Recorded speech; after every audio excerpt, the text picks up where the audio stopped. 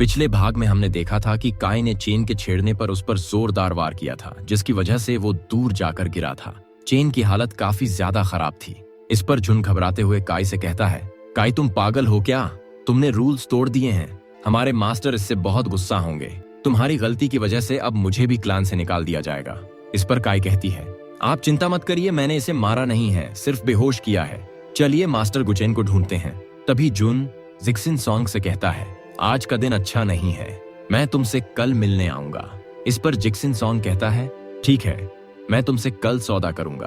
वे तीनों वहां से चले जाते हैं। तभी वहां पर वही मैजिकल पत्ती आती है जिसका रुख चेन मोड़ देता है। फिर पत्ती उड़ते हुए शहर की तरफ जाने लगती है। तभी सीन यहाँ से स्कूल के मास्टर की तरफ शिफ्ट होता है, जो कि एक आदमी से बात करते हुए कहते हैं, मुझे लगता है कि मैं पहले भी यहाँ रहता था। मैं अभी भी कई सालों तक और जिंदा रह सकता हूँ, लेकिन मैंने पाया कि जो लोग पीछे छुपे हुए हैं वो लोग इंतजार नहीं कर सकते।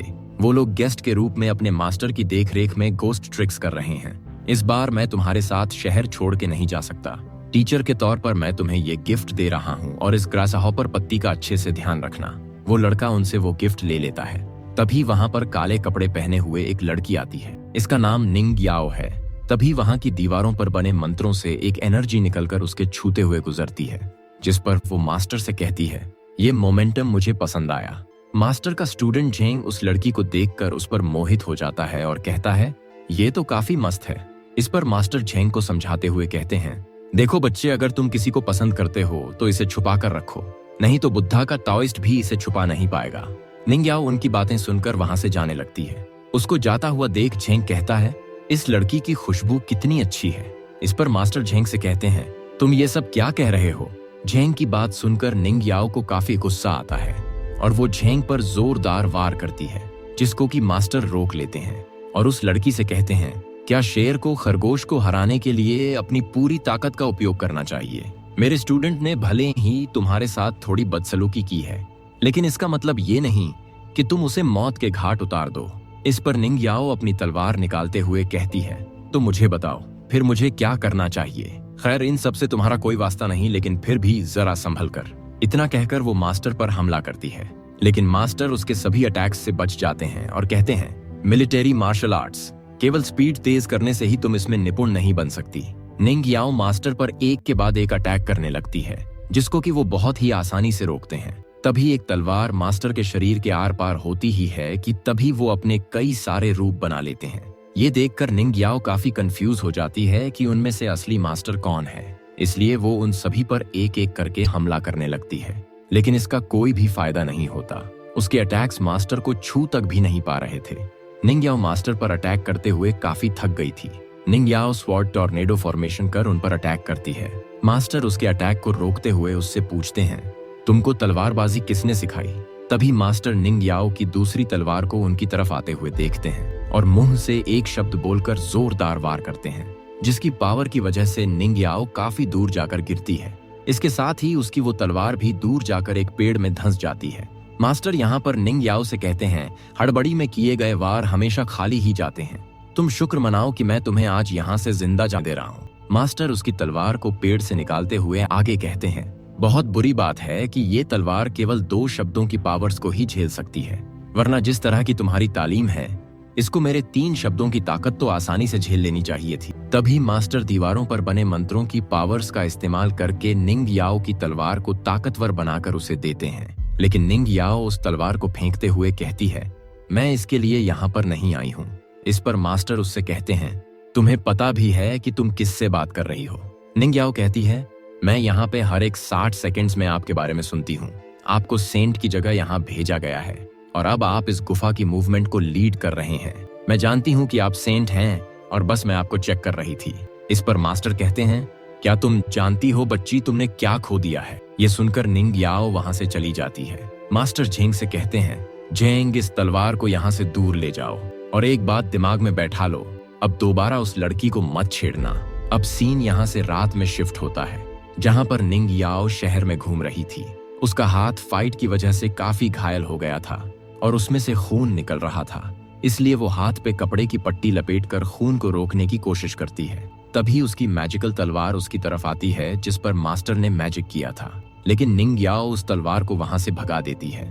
इधर दूसरी तरफ वो गाओजेन का जूता साफ कर रहा था और गाओजेन हरे रंग के एक ट्रेजर को बहुत ध्यान से देख रहा था जिस पर ड्रैगन बना हुआ था। तभी वहां पर निंग याओ आती है, जिसको देखकर गु गाओजेन से कहता है, मास्टर सतर्क रहिए। जिस पर गाओजेन कहता है, ग्रैंडअप्पा गु, इसे जाने दीजिए, इसे भी जरूरी काम है हमारे पास। निंग याओ उनके पास से जा रही थी, जिस पर गु को लगता है कि वो गाओजेन पर हमला करेगी, इसलिए वो गाओजेन से कहता है, मास्टर ये लड़की एक प्रैक्टिशनर है, इसलिए हमें इसे हल्के में नहीं लेना चाहिए। तभी दूर कहीं से एक चाकू निंग याओ की तरफ आता है, जिसको कि वो डॉज करती है, और अब वो चाकू गाओजेन की तरफ जाता है, जिसको कि गु रोक लेता है। गु को यहाँ पर लगता है कि निंग याओ ने गाओजेन पर हमला किया है, इसलिए वो उस पर अटैक करने जाता है। अपने ऊपर अटैक होता हुआ देख निंग याओ भी सतर्क हो जाती है। तभी मास्क पहना हुआ एक आदमी मुस्कुराते हुए गाओजेन पर अटैक करने जाता है, जिसको जाता हुआ गु देख लेता है और गाओजेन को बचाने जाता है। लेकिन तभी निंग याओ अपनी मैजिकल तलवार की मदद से मास्क वाले शख्स को मार डालती है। ये देखकर गाओजेन निंग याओ से इम्प्रेस हो जाता है और कहता है, उड़ने वाली तलवार, तुम्हारी कल्टीवेशन काफी अच्छी तरह से सप्रेस्ड है।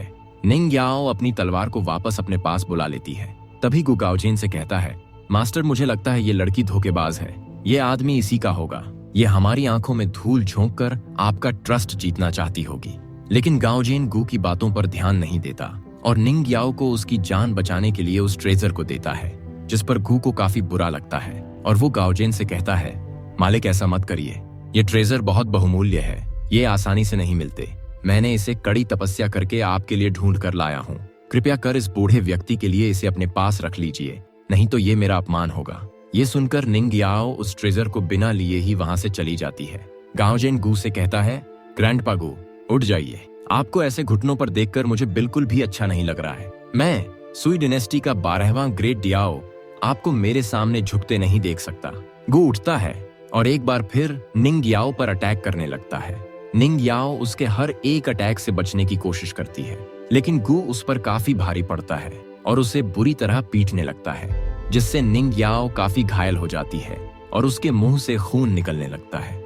ये देखकर गाओजेन गु को रोकने की कोशिश करता है, लेकिन गु के मन में तो खून ही सवार था। वो निंग याओ की तरफ गुस्से से बढ़ रहा था। तभी निंग की फ्लाइंग स्वॉर्ड चमकती है और सीधा जाकर गु के आर पार हो जाती है। गु देखता है कि निंग याओ वहां से जा चुकी है। ये सब देखकर गाओजेन गुस्से में गु से कहता है, आपको क्या हो गया है, आपने मेरी बात नहीं सुनी, मैंने आपसे कहा था कि वो बहुत अच्छी कल्टीवेटर है। तभी गु फ्लाइंग स्वॉर्ड को अपने से निकालता है, लेकिन गु को कुछ भी नहीं हुआ था।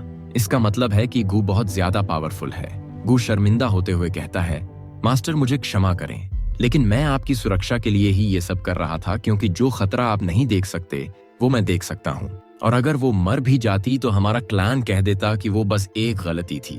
तभी वहां किसी की आवाज आती है जो कहती है, गु क्या तुम मुझसे भी मुकाबला करना चाहते हो?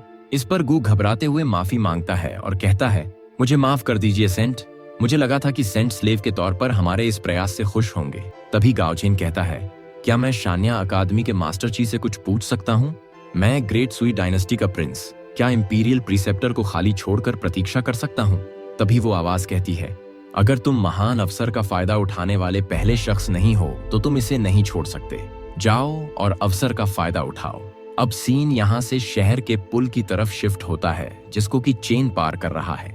वो अब पूरी तरह ब्लैक मैजिक के वश में है। तभी पुल टूटता है और वो पानी में गिर जाता है, लेकिन फिर वो खुद को किसी दूसरी जगह पाता है, जहाँ पर वो अपने पिता को देखता है। वो उनकी तरफ भागने लगता है और उनके साथ बिताए पलों को याद करने लगता है, जिसमें उसके पिता उससे कहते हैं, मैं तुमसे अब दूर जा रहा हूँ, मैं तुम्हारे पास अपनी माँ को छोड़कर जा रहा हूँ, तुम उनका ख्याल रखना। चेन भागते हुए अब शहर के अंदर तक आ गया था। उसे अपने पिता कहीं दिखाई नहीं देते, इसलिए वो उन्हें जोर से आवाज लगाकर पुकारता है। तभी एक लड़का जमीन पर गिरता है, जो कि चेन का बचपन था। उसे वहां के लड़के बहुत तंग कर रहे थे।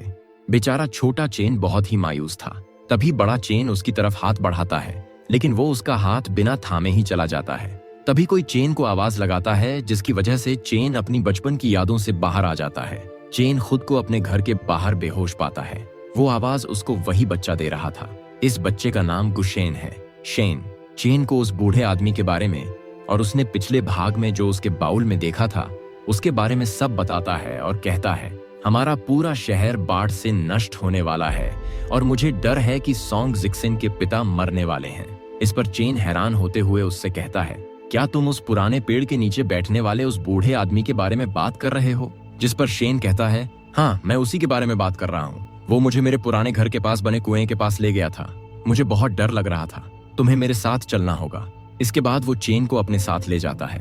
अब सीन यहाँ से उस बच्चे के घर पर शिफ्ट होता है, जहाँ पर बूढ़ा आदमी चाय पीते हुए काई से कहता है, सोंगशिया पूर्वजों के लिए मैं तुम्हारे बिन बुलाए आगमन की परवाह नहीं करूंगा, लेकिन मैंने गुकान को अपने छात्र के तौर पर चुना है।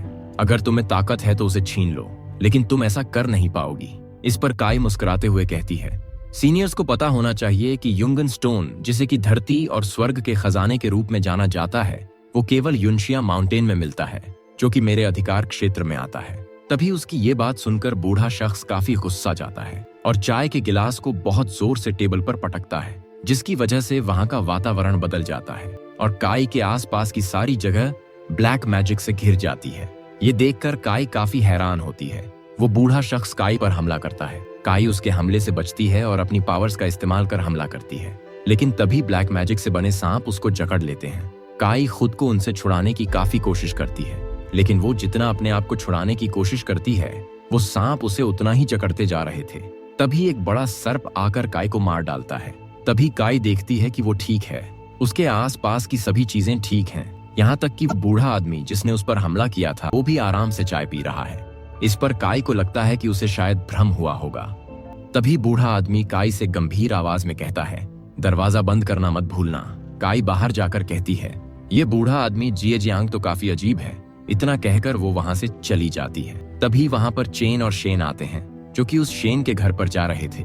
शेन चेन से कहता है, मुझे काफी डर लग रहा है। चेन जब दरवाजा खटखटाता है तो शेन की माँ दरवाजा खोलती है और उनका स्वागत करते हुए उन्हें अंदर आने के लिए कहती है। चेन उस बूढ़े आदमी से कहता है, क्या आप सच में इस बच्चे को अपना छात्र बनाना चाहते हैं?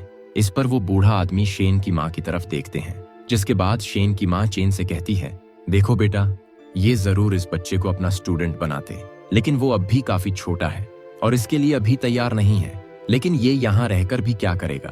पर अगर सच में ये इनका स्टूडेंट बनकर ट्रेनिंग लेगा तो ये इसके भविष्य के लिए अच्छा रहेगा। तभी वो शेन चेन को इशारे में मना करता है, क्योंकि उसका मन स्टूडेंट बनने का नहीं था। तब चेन उसे समझाते हुए कहता है, देखो छोटे, ये तुम्हारे लिए अच्छा रहेगा। तुम्हें अपनी माँ की बात मान लेनी चाहिए। इसके बाद चेन शेन की माँ से अनुमति लेकर वहां से चला जाता है। शेन उस बूढ़े आदमी से डरते हुए अपनी माँ से चिपक जाता है। बूढ़ा आदमी शेन से पास में आने के लिए कहता है, जिसके बाद माँ के कहने पर शेन डरते हुए उसके पास जाता है। बूढ़ा आदमी शेन को बाउल दिखाते हुए कहता है, आओ इसमें तुम्हारा पास्ट और फ्यूचर देखें। शेन डरते हुए उसके पास जा रहा था। तभी वो आदमी एक मैजिकल लीफ को उसके पास भेजता है, जो कि शेन की पीठ में समा जाती है। तभी शेन उस बाउल में ड्रैगन फिश को देखता है। फिश तो मैंने चेन से ली थी। तभी शेन की माँ उसे चुप रहने को कहकर जोरदार थप्पड़ मारती है, जिसकी वजह से शेन रोने लगता है। जिस पर वो बूढ़ा आदमी शेन से कहता है, अमृता की राह पर चलने के लिए थोड़ा संघर्ष तो करना पड़ता है। तुम मेरे सामने घुटनों के बल हो, इसलिए अब मैं तुम्हें अपना स्टूडेंट चुनता हूँ। तभी शेन गुस्से में कहता है, ये फिश चेन की है, मैं इसे वापस देने जा रहा हूँ। इतना कहकर वो उस फिश को लेने जाता है कि तभी उस बाउल से पानी निकलता है, जो कि शेन को अपने में समा लेता है और फिर शेन किसी दूसरे रियलम में पहुंच जाता है, जहां पर वो बूढ़ा आदमी कहता है, आप अपने बच्चे की चिंता मत करें, इसे थोड़ी देर इस दुनिया में रहने दें ताकि ये अपनी लापरवाही को त्याग सके। उस दुनिया के अंदर शेन काफी डर रहा था। तभी उसके पास से वो ड्रैगन फिश निकलकर कहीं चली जाती है। शेन देखता है कि बड़ी सी परछाई, जो कि फिश के आकार की है, उसकी तरफ आ रही है। ये देखकर वो काफी डर जाता है और अपनी माँ और चेन को मदद के लिए पुकारते हुए वहां से भागने की कोशिश करता है।